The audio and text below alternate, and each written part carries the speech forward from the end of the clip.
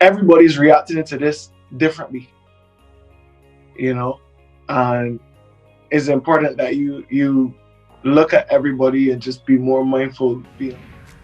The uncertainty brought some sadness, it brought some anger, it brought some uh, frustration.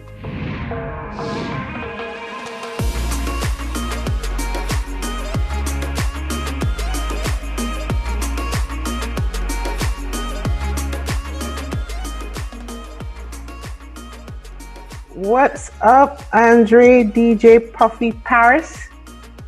Just at home, as usual. That's what everybody doing now. Everybody doing the same thing. It's true. It's true. We're going to be talking about how you've been doing as a professional in your industry and navigating COVID-19 and your new normal. I want to know about your new normal.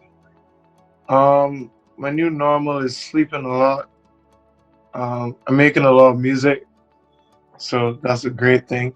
Mm-hmm. A lot of PlayStation and a lot of food. A lot of.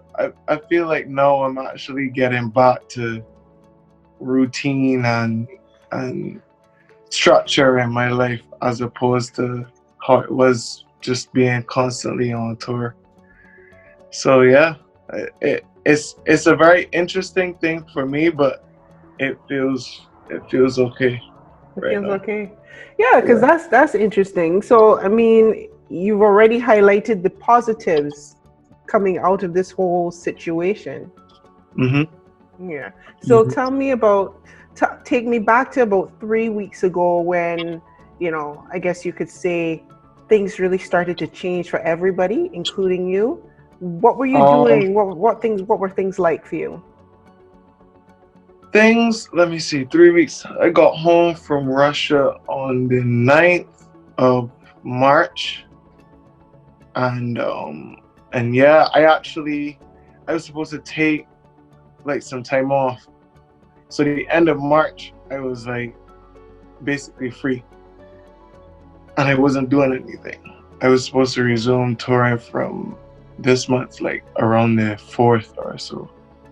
Really? So yeah, so it was just my downtime for me, like just relaxing, coming out of Carnival and then doing like a couple other countries from there. And I decided, I rocking back. So I took the time off, and then this whole COVID stuff started to happen just before I went to Russia. And I remember monitoring it, but I didn't think that it would have been this serious, to be honest. What was the mood like in Russia? It was cool, like everything. It was kind of cold, but not as cold as I thought it would have been. Mm-hmm. And how were people? What was the buzz about COVID-19 in Russia at the time? It wasn't that like people were aware of it, but people weren't like freaking out. Okay. So like it wasn't to the point where if you coughed in public, people were like, yeah. Mm-hmm. It wasn't I got there. You. Okay. But it was there. It was in the news. People were monitoring it, but it wasn't that serious. So yeah, I got home and I decided to relax, and then this whole thing decided to spring itself upon us. And I kind of just was like, okay, well, I guess we're about to enter the next pandemic here. Yeah. You know the meme with the dog drinking coffee and the house burning and being like, this is fine? No, I don't know it, but I'll go find it. I'll send it to you on WhatsApp. Walk me through the emotions that you've gone through so far as everything has started to unfold, whether since being here in Barbados in regards to how business is for you and possibly even the unknown for the year to come, for the rest of the year. Talk to me. Well, I think the main thing that's driving everybody crazy is the uncertainty, because we don't know, when things are going to go back to normal. Mm-hmm. It's just like, okay, it's like somebody throw a big rock behind you didn't know, and then you're trying to figure out what hit you, how it hit you, Is it hurting? How much pain you in? So You're it's just like, stunned. yeah, it's a huge stun. It's a Mhm. huge stun. So for me, it was just like, okay, cool. Well, we need to figure things out. I mean, I was already preparing to put some plans in action just outside of touring, because touring gets tiring, man. Mhm. you know. So I was just like, okay, cool. I was already preparing to put some other things in the work so that I wasn't solely relying on that as my main thing. And I mean, I had a lot of other stuff going on, but yeah, it was a shock of the lightning for me, and the uncertainty brought some sadness. It brought some anger. It brought some uh, frustration. Obviously, I'm worried about not only myself but my family, and you know, I'm sure a lot of other people are going through these emotions as well. So it's just a matter of, okay, how do I adapt to this as quickly as possible and try to at least float Mhm. Mhm. into and not swim, but at least float for a certain amount of time. Um, yeah, Yeah. and the thing about it is you're not in control. You can't really be in control of it. No, nobody's in control. There's no control, and I think that is one thing that's rattling a lot of people's brains, man. Nobody has it figured out. Is a From level playing field from the right top, no now. matter what country you're from, no matter what Yeah, level you're at, no matter what yeah, social economic class you're in, yeah. no Nobody one has has it it figured out. figured out. Nobody. What about your colleagues, other DJs in the game that you've been talking to? What kind of conversations have you guys been having? Um, I mean, we've been very open with this with each other. This is a very it's important, especially with people that you care about, to be more vulnerable than usual. And I tweeted this yesterday, like, because it was just an observation that I made just amongst myself and my peers, where we've learned and we've kind of tailored ourselves to be more mindful, because everybody's reacting to this differently, you know, and it's important that you look at everybody and just be more mindful, being like, okay, well, everybody's in shock. Don't take anything personally. If you're unclear about something, or if somebody's acting differently, just ask them a question, because you don't know what that person's going through out here. So it's really important that we embrace the vulnerability and express that with each other right now. That's very Yeah, important. It's very yeah. important. So So, my friends is doing okay mhm. right now. So you talked about adapting. Talk to me about some of the ways that you have kind of shifted your way of doing things. I know you have a huge online, you've always had a huge online presence. You've always made that a priority when it comes to marketing and keeping you one step ahead of the game. Mhm. Um, Tell us a little bit more about how you've been using digital to stay relevant and stay in the minds of people. Well, I mean, I've always been into social media. I always love social media. So it's kind of natural for me to stay on it, you know? Um, I don't think I really changed my game plan socially. Um, in terms of generating income, yes, there are certain things that we're going to be doing, that we're going to be rolling out pretty soon, um, to make sure, well, at least we have a dollar coming in, outside of the other things that I have going on. But well, and unfortunately, I can't really mention it right now. But That's all right. You can mention it, dog. Don't worry. um, um, but yeah, I don't think I changed my I don't think I put my foot on the gas more socially. You Mhm. know, I Mhm. kind of just, my social media strategy has always been very organic, and I think that's what's been working over the last couple of, like, I think people understand that it comes from a genuine place, we don't force it or we don't rush the brush. We just let it happen. You know? So, what about the connections? Because I know sometimes you would have other DJs like inviting you to play online and whatnot. And right, tell me about the connections that you've been able to maintain or even gain from being online. Well, without any choice, really being virtual instead of being in person. Um. Well, I'll say this now. Right now, everybody know that everybody home and ain't got nothing better to do. So the reach now is more. Mm. You know, you can see it in the analytics. Like you get way more impressions now, just because people are checking more. You know, so say you do a live and your average numbers are 300, everything is gonna go up because more people are paying attention. Mm-hmm. And if I'm invited to my friend's live, then he's gonna have more people watching him, and then people are gonna see that I'm live with somebody, so more people. So I think overall, with this whole cyber thing that's going on, there's more to gain. More people are paying attention, and as a result, our audiences are growing, and our audiences have grown. You know, where Mm-hmm. you had to catch a flight and pay $50 to go to a fete. Now 10,000 people in a fete like this. You know, so there are some pros to it, and is up to us to recognize that and to seize the advantage.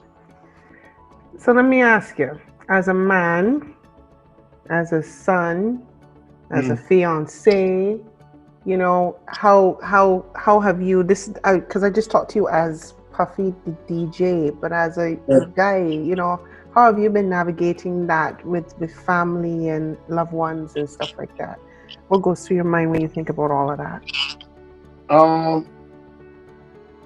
Well, one of my first things, and I definitely took initiative very early because I understood my position of leadership in my family. You know, so it was just a thing where I had to have these conversations at a really early, like, period of this whole thing, before the curfews and all that. And I just explained to my close folks, just being like, yo, this is gonna get worse and we need to prepare for this, you know. Not just in terms of the food that we might have, the type of food that we might be eating, and just budgeting going forward, but our mindset as well, you know. So it was just like, yo, we gotta be a little more patient with each other. You're gonna be around each other a lot more. I don't live with some members of my family, so I say, yo, you have to communicate a little more now. Just continue to share where your head is at, and I can pick your brain. I think I got a lot closer to the family members that I don't live with, because it's just like we've been checking in constantly. Like, hey, I was a little worried today, or I was sad last night, but I'm okay now. You know, that kind of thing. Um, Emotional leadership for me, emotional intelligence for me was a big thing, especially during the downtime that I had in March. So I was learning a lot in those areas, and I'm now being forced to apply everything that I've learned to this situation. So it's good practice for me, but I think I had grabbed the horse by the reins a little early, and I'm navigating it well. Most def. You explained to me that you've been working on music, so now you've had a bit of time to stand still and focus on that. How has that process been during the shutdown and everything like that? How has that been for you? I feel like my creative process now, as a result of me having time to relax a lot more, is kind of amplified, you know, because I'm able to reach my state of flow like really quickly, just because I'm more relaxed and I don't have any deadlines. You know, there's less anxiety, there's less pressure. So I'm able to just relax. And if I feel like doing something, I make something out of that organic feeling. you know, and I feel like that feeling in itself is pure and more powerful in terms as opposed to saying, okay, I got 2 weeks between my next show, I need to create something now, because it's more of I want to do this than I have to do this. And I think I'm making my best stuff right now. Nice. And yeah, it's weird, but it's weird that something like this has to happen for me to reach this place. I've never been here before, production wise, So when will you be releasing some stuff? Just asking for a friend. As soon as I got 2 more songs to finish, I got this idea to drop like a little EP. It's gonna have 4 songs on it. It's really weird music, but I operating from a place of love right now, man. So I just put in stuff out. The people who want to consume it will consume it. People who don't, fine. Everybody has their choice. But I think right now is really important to just let that explode, that expression and that creativity flow, man, and put everything out there. So this EP is probably gonna drop as soon as I finish the next 2 songs, whenever that is. I'm like 2 in 2 days. I finished one last night, and the other one I really finished the day before. So we'll see, man. We'll see. So I mean, you would be producing the beat and everything like that. So do you are you just releasing the instrumental, or you have artists featured on these tracks? This particular project that I'm speaking of is gonna be like no artist. It's just cool. Instrumental, weird indie electronic sounding music. Nice. The last record that I put out was a random curfew record. Artist Vaughn from Grenada. He posted online that he had this song, and it was like a 30-second snippet of the song. And I was like, yo, when you playing this out? And he said, well, yo, I don't really have a beat to it or whatever. This was some beat that I found online, and it was somebody else's, and he sang his own lyrics over it. And I was like, really? And he was like, yeah, well, I would like to put it out, but I don't have instrumental. And I was like, well, you come to the right place, my friend. And I made the song in a day. It's called Quarantine and F. It's out right now on Apple Music. Quarantine and F? Kind of naughty, but so I don't say nothing. I ain't gonna say nothing to you. Yeah. So let's so you're talking about this was your opportunity to do things that you've always wanted to do without the pressure. So with that in mind, what other advice could you give to creatives in this time who don't know what to do, and may be scared because of the unsurety? They don't know where to start. Everything is a bit overwhelming. What kind of advice could you give to creatives out there, whether they be DJs, artists? You see, like how the guy from Grenada was able to just do something and look, a collaboration happened just like that. Talk to me. I feel like the first thing that we need to establish is there's no right way to handle this whole situation right now. So I see people online being like, oh, this is the best thing to do, or this is the best thing to do, or this is the best thing to do. But everybody's situation is different right now. So there's no, yo, this is the best thing to do. Analyze your situation, analyze your surroundings, and do what you think is best for you. Honestly. Some people, as a result of the downtime, they're like, all right, yeah, I'm grinding now. Some people are like, yo, I finally get to relax. I was a mixture between the two. Yeah, there are no rules right now. There are no rules in the world right now. Look, stock market is crashing. Like, currency is devaluing. Like, so many things are happening at one time. There are no rules. And we don't know when it's going to change. Exactly. Yeah. No, I like that approach that you speak about, as far as not putting pressure on yourself and just be true to your situation. Mm-hmm. Because Mm-hmm. online can give you Yeah. when you go online, you're like people saying still grinding or work on. I am a believer that this is a great time for you to work on your business instead of in your business, and anything that you ever Mm. wanted to do to promote your business, or Right. maybe you wanted to build a website but never had the time. This is a great Mm-hmm. time to do those things. But you're also very right in that you shouldn't give yourself like, I got to get this done by the end of the week because there are other people out there doing so. Don't look at Why? nobody. Right. Why? You Yeah, know, yeah, people, social media has this thing of putting people in competition with other people all the time. Just because you refresh the page and somebody's celebrating a win, you feel like you have to have a win to post too. You mm, know, like, nah, man. Everybody's thing is different right now. Just be true to yourself. Um, Even something as simple as just working on yourself. You know, like, I've been between two books in the last 8 days. Like, just working on my self-awareness and emotional intelligence and things like that, and applying it to my situation here. There's nothing wrong with working on yourself too. You know, um, so there are no rules, man, and don't feel like you're in competition with anybody else, because the world basically reset now. yeah. Everything reset.